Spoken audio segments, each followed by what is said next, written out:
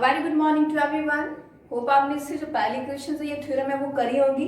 Now will do the question number second. Okay, जो question number 3 है वो मैं नहीं करवाऊंगी, आप खुद करेंगे बिकॉज ऑलमोस्ट क्वेश्चन नंबर 2 की ही तरह है। ठीक है, so see the question, if two chords of a circle intersect within the circle, जैसे ये दो कॉर्ड्स बनाएंगे, ओके, इनका नाम ले लीजिए, दैट इज ए बी और सी डी। ओके, दो इक्वल कॉर्ड्स है।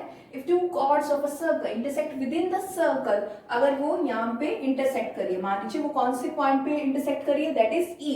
तो आपको ये बताना है, prove that the segments of one chord are equal to the corresponding segment of the other chord. आपको ये बताना है, तो जहां पे इंटरसेक्ट करिए तो मतलब A E is equals to D E होना चाहिए, क्योंकि दो सेगमेंट्स हो गए ना, दैट इज ए ई और डी ई, ये दोनों इक्वल बताने हैं, और सी ई और ई बी को इक्वल बताना है। ओके, तो स्टार्ट करते हैं। सबसे पहले क्या लिखेंगे, गिवन इक्वल कॉर्ड्स, तो मतलब ए बी किसके इक्वल है आपका, सी डी के, इंटरसेक्ट एट ई। तो आप लिख लीजिए chords intersect, okay, that is chords intersect, chords intersect at E. मैंने ये नेमिंग करी, आपको जो नेमिंग करनी है आप उस हिसाब से नेमिंग कर सकते हैं। चलिए, उसके बाद आप यहाँ पे लिख दिया। अब मुझे टू प्रूफ क्या करना है, अभी जस्ट मैंने बताया है कि जहां पे इंटरसेक्ट कर रही है, तो आपको ये बताना है A E is equals to D E, और एक ये भी हो गया ना, सेगमेंट बन गया, दैट इज ई बी या बी ई, और दैट इज सी ई को भी इक्वल बताना है। ओके, तो ये करना है। तो हम क्या करते हैं, मैं यहाँ पे ऑलरेडी वैसे डायग्राम बना रखा था, तो हमने कंस्ट्रक्शन क्या करी है कि ये जो ओ एन है, परपेंडिकुलर ड्रॉ करा सेंटर से, ओ एन, ठीक है, ओ एन किसके ऊपर, कौन सी कॉर्ड के ऊपर, दैट इज सी डी के ऊपर, और यहाँ पे ओ एम ड्रॉ करा है परपेंडिकुलर, वो किसके ऊपर करा, दैट इज ए बी के ऊपर, ये कंस्ट्रक्शन में करा है। ओके, तो उसके बाद हम क्या करते हैं, हम प्रूफ करते हैं, क्वेश्चन को प्रूफ करने के, दिस इज इंपॉर्टेंट क्वेश्चन, तो बिल्कुल ध्यान से देखिए क्वेश्चन को। अब मैं ये ट्रायंगल ले लेती हूँ, ठीक है, इन ट्रायंगल ओ एम ई, मैं यहाँ लिखती हूँ in triangle O M E and the triangle O N E, okay, and the triangle O N E. चलिए, दो ट्रायंगल्स ले लिए। अब इसके बाद आप ये देखिए, एंगल एम और एंगल एन इक्वल है, बिकॉज यहाँ पे क्या है, परपेंडिकुलर है। ओके, तो आप क्या लिखेंगे, यहाँ पे कंस्ट्रक्शन में लिखा था हमने कि परपेंडिकुलर ड्रॉ किए, O M E is equals to O N E. चलिए, तो यहाँ पे क्या लिख दिया आपने, ईच 90 डिग्री। चलो, आपने ये लिख दिया। ओके, अब दोनों में, इन दोनों ट्रायंगल्स में ओ ई जो है वो कॉमन आ रहा है, तो आप लिख लीजिए यहाँ पे O E is equals to O E. तो ये क्या लिखोगे, कॉमन लिख दिया आपने। ओके, तो इसका मतलब अब यहाँ पे, इससे पहले हमने ये थ्योरम भी करवाई थी, अगर दो इक्वल कॉर्ड्स हैं तो इनका ये जो डिस्टेंस है वो भी क्या होगा, इक्वल होगा। ठीक है, इससे पहले थ्योरम यही करवाई थी, अगर दो कॉर्ड्स हैं उसके ऊपर ये लाइन जो है ये परपेंडिकुलर है, ठीक है, तो इसका मतलब क्या है, अगर यहाँ पे ये 90 डिग्री का एंगल बनता है तो इनका जो डिस्टेंस है, मतलब ओ एम और ओ एन जो है वो क्या होगा, इक्वल होगा। तो आप लिखिए O M is equals to O N. ठीक है, अभी आप क्या लिखेंगे, रीजन क्या लिखेंगे हम यहाँ पे, परपेंडिकुलर और इक्वल कॉर्ड्स आर इक्वल।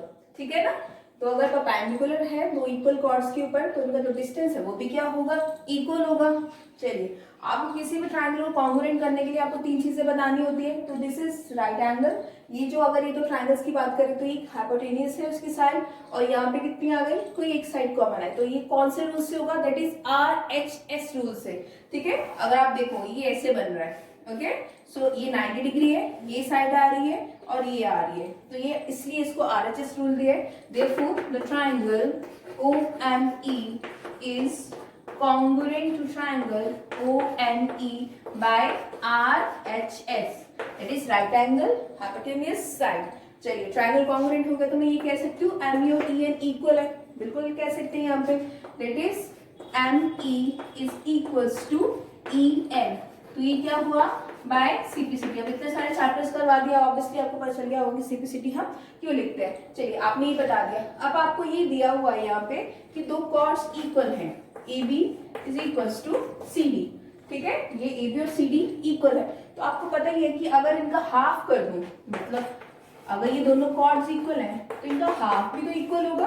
अगर हाफ ऑफ ए बी कर दूं या हाफ ऑफ सी डी कर दूं तो ये भी इक्वल होगा। तो अगर मैं इस पूरे का हाफ करा, इसका ए बी का हाफ करा, तो मेरे पास ए एम ही तो आएगा। यहाँ पे परपेंडिकुलर ड्रॉ हो रहा है यहाँ पे, तो ए एम और इज इक्वल्स टू ये कितना हुआ आपका D N, that is D N. क्या रीजन देंगे, perpendicular drawn from center bisect the chord, ठीक है। अगर हम सेंटर से परपेंडिकुलर ड्रॉ करते हैं तो वो कॉर्ड को क्या करता है, बाइसेक्ट करता है। तो मैंने क्या लिख दिया, A M is equals to D M. समझ आया आपको, ठीक है। सॉरी, या तो हाफ ऑफ ए बी करा तो कितना हुआ, ए एम आया, और उसके बाद हाफ ऑफ सी डी करा तो मेरे पास डी एन ही आएगा, क्योंकि परपेंडिकुलर तो यहाँ से ही है ना। चलिए आपने ये तो लिख दिया। अब ये जो है इक्वेशन है आपकी, इसको एक बार नंबर 1 दे दो और इसको नंबर 2 दे दो। अब मैं इसको कैसे यूज करूंगी, चलिए मुझे तो ये बताना है कि ए ई और डी ई दोनों इक्वल है, तो क्यों ना मैं इन दोनों को ऐड कर दूं, ठीक है। चलो ऐड करके देखते हैं। ऐड इक्वेशन 1 एंड 2, चलो दोनों को ऐड करते हैं। अब ये कितना हुआ आपका, ये कितना हुआ, that is M E plus A M, okay. और यहाँ पे कितना है, ई एन, और ये कितना है यहाँ पे, E N plus D N. चलो अब ये देखते हैं, एम ई इतना और ये पूरा, ठीक है। यहाँ पे इसको बोल दो A M plus M E, मतलब सेम ही है इसका, A M plus M E कितना हुआ, अब ये कितना हुआ, ये पूरा ए ई हुआ, तो you can say that is A E. और सेम इधर आइए, दैट इज इतना ऐड करा और इतना पूरा ऐड करा, तो ये डी ई तो बनेगा हमारा, तो ये कितना हुआ, डी ई। चलिए फर्स्ट पार्ट में तो आपको ये प्रूफ करना था, आपने इसको और इसको इक्वल प्रूफ कर दिया। चलिए ठीक है। अब अगर इसका सेकंड करेंगे तो क्या करेंगे, आप ये क्या करेंगे, ए बी में से, पूरी कॉर्ड में से आप क्या करेंगे, जैसे ए बी है, ठीक है, ए बी, अगर ए बी में से मैं ए ई माइनस कर दूंगी तो मेरा बी ई आएगा, ठीक है। मैं पूरे में से दैट इज माइनस कर देती हूँ ए ई। और इस साइड पे अगर मैं बात करूं, यहाँ पे कितना है, सी डी, ठीक है। और सी डी में मैं क्या माइनस कर दूंगी, सी डी में अगर मैं क्या माइनस कर दूं, that is D E minus कर दूं। चलिए अब ए बी में से, पूरे में से इतना माइनस करा तो बी ई बचेगा हमारे पास, यहाँ पे लिख दिया बी ई। और इस साइड आइए, इस पूरी कॉर्ड में से मैंने क्या माइनस कर दिया, that is D E minus कर दिया, तो सी ई बचेगा मेरे पास, तो ये कितना हुआ, सी ई बच गया, ठीक है। तो ये ऐसे इसका प्रूफ करना, this is very important question. तो अगर ये आ जाएगा तो सिमिलर क्वेश्चन है क्वेश्चन नंबर 3, तो उसमें आपको कोई भी डाउट नहीं रहेगा, ठीक है। तो मैं सिंपल सा क्वेश्चन है, बार बार कह रही हूँ कि जब भी आप क्वेश्चंस करते हो, एक कॉपी जरूर रखो, पेन जरूर रखो, और साथ साथ में सॉल्व करो। पहले खुद सॉल्व करो और फिर उसके बाद देखो कि हाँ हमने जो करा है वो सही है या नहीं है। दूसरी बात, थ्योरम्स करना बहुत जरूरी है, अगर आप थ्योरम्स नहीं करते तो क्वेश्चन में बिल्कुल डाउट आएगा। Okay, let's see the next question. Let's see the question number 5। Already आपके पास बुक्स है तो इसलिए मैंने क्वेश्चन लिखा नहीं है। 3 girls Reshma, Salma and Mandeep are playing a game by standing on a circle of radius 5 metre. ठीक है, 3 गर्ल्स है, रेशमा, सलमा एंड मनदीप, और कहाँ पे खड़ी है, सेंटर पे खड़ी है, और कोई गेम खेल रही है जिसका जो रेडियस है वो कितना दिया है तीनों का, 5 मीटर। इट मीन्स दैट ये कितना हुआ, 5 मीटर होगा, ये भी कितना हुआ आपका, 5 मीटर होगा, और ये जो ओ एस है ये पूरा, ठीक है, मैं एक बार यहाँ लिख देती हूँ, ओ एस भी कितना होगा आपका, 5 मीटर होगा, ठीक है। एक मिनट, 5 मीटर होगा, और आप पहले पूरा ही लिख लीजिए, ओ आर भी 5 मीटर है, और यहाँ पे इट इज ओ एम भी कितना हुआ, 5 मीटर होगा। चलिए ये आपको गिवन है। उसके बाद ये कहा गया है, by standing on a circle of radius 5 metre drawn in a park, Reshma throws a ball to Salma. Reshma ने एक बॉल थ्रो करी किसको, सलमा को, सलमा ने मनदीप को करी, मनदीप टू रेशमा, मनदीप ने फिर से किसको कर दी, रेशमा को कर दी।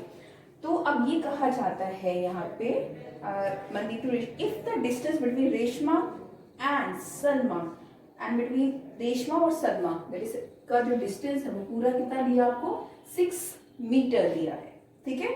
और Reshma and Salma and between Salma and Mandeep is 6 metre, इनका भी 6 मीटर दिया है। तो आपको ये बताना what is the distance between Reshma and Mandeep, इन दोनों के बीच का जो डिस्टेंस है वो निकालना है। This is also important question, ये करने से पहले ध्यान देना। आपको क्या दिया है, आपको पहले तो रेडियस दिया है कि 5 मीटर था, मैंने आपको लिख दिया यहाँ पे। फिर आपको ये दिया है R S is equals to 6 metre, मतलब इनका जो डिस्टेंस है, और एस एम भी जो है वो भी कितना है 6 मीटर है।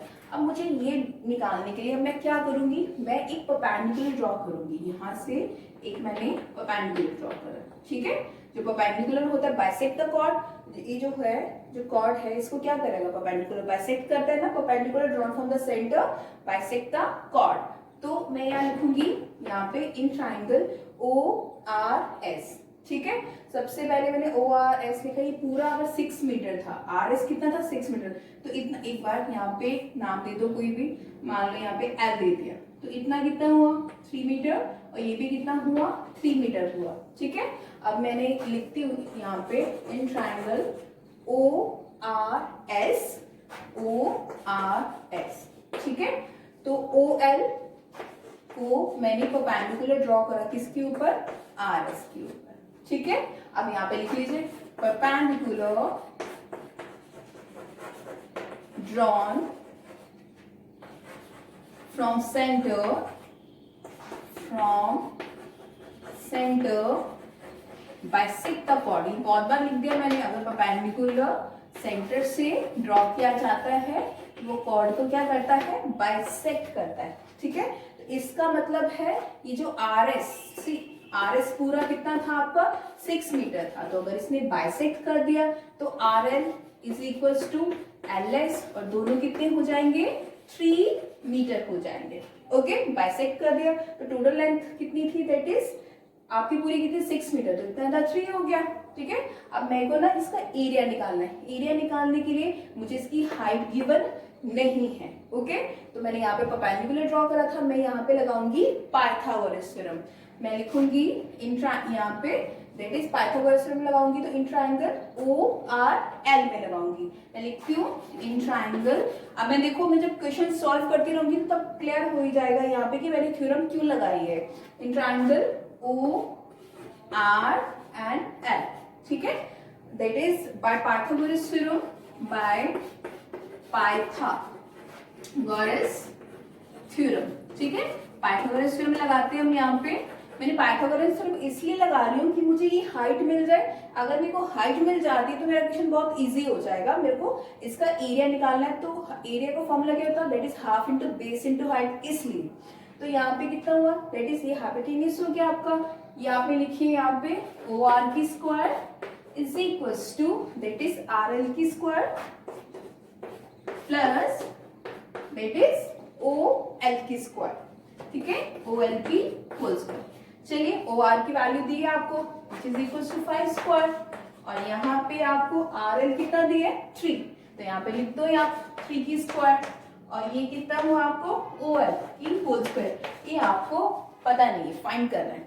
चलिए ये कितना हुआ यहाँ पे 25, और ये कितना हुआ -9 इक्वल्स टू ओ एल की होल स्क्वायर, तो ये कितना हुआ 25 में से 9 गए 16, तो ये कितना हो गया 16 ओ एल की होल स्क्वायर, ठीक है।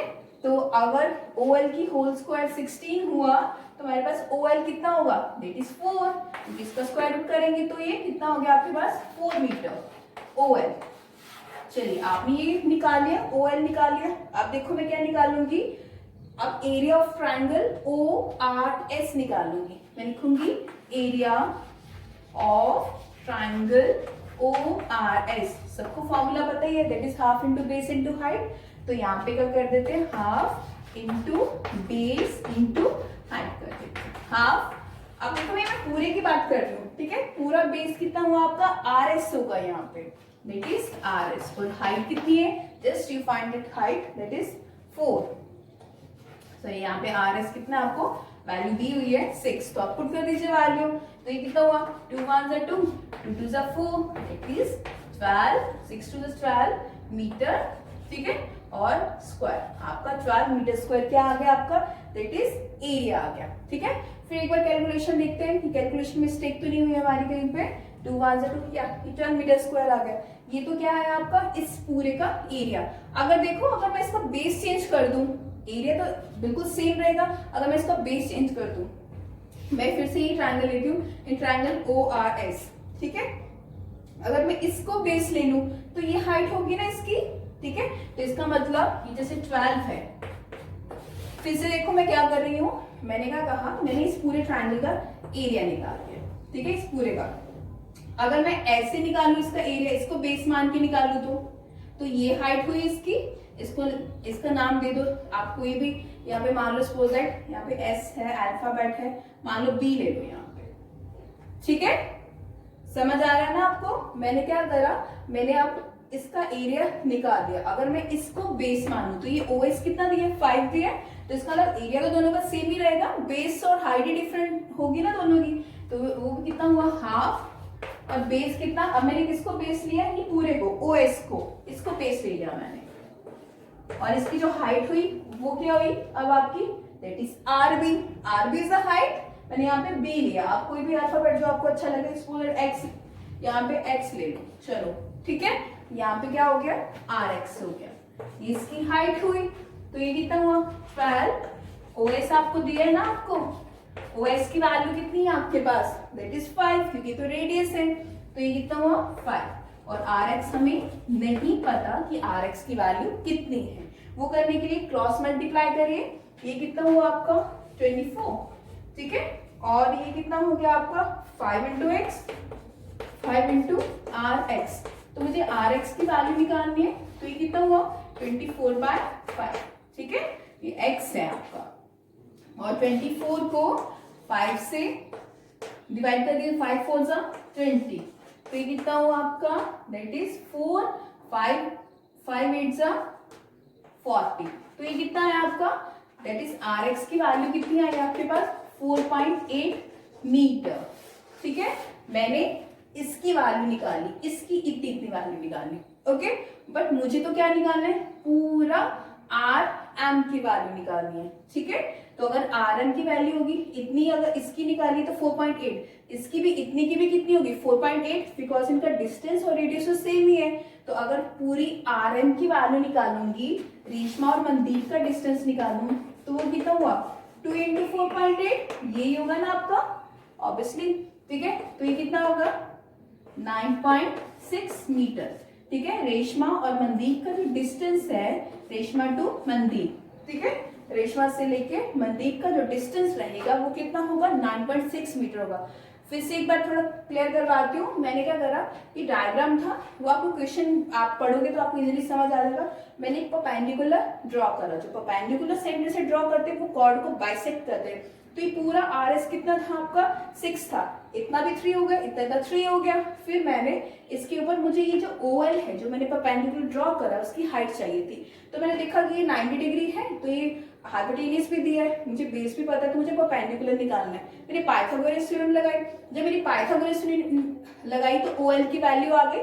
फिर मैंने एरिया निकालने के लिए half into base into height का फॉर्मूला लगाया, तो मेरा इसका एरिया आ गया, ठीक है। अगर मैं इस ट्राइंगल का बेस इसको ले लेती हूँ, अब हाइट इसको ले लेती हूँ, तो एरिया तो सेम ही रहेगा ना, ठीक है। एरिया जो है वो तो सेम ही रहेगा। अगर मैं बेस अब डिफरेंट ले रही हूँ और हाइट डिफरेंट ले रही हूँ, तो मैंने एक बार यहाँ पे X नाम ले लिया, ठीक है। फिर अब मैंने इसको बेस लिया, तो मैंने लिखा OS, अब OS इज अ बेस और RX इज अ हाइट, इसको हाइट ले लिया। एरिया सेम था तो इसका एरिया और उसके एरिया के इक्वल कर दिया मैंने, तो मैंने RX की वैल्यू निकाली, दैट इज 4.8। बट मुझे तो रेशमा और मनदीप का डिस्टेंस चाहिए था, तो ये भी 4.8 होगा और ये भी कितना होगा 4.8, बिकॉज इनका जो रेडियस है और डिस्टेंस है वो तो इक्वल है। तो इसका, इसलिए मैंने क्या करा, इसको 4.8 को 2 से मल्टीप्लाई कर दिया, तो मेरा रेशमा और मनदीप का डिस्टेंस आ गया, ठीक है।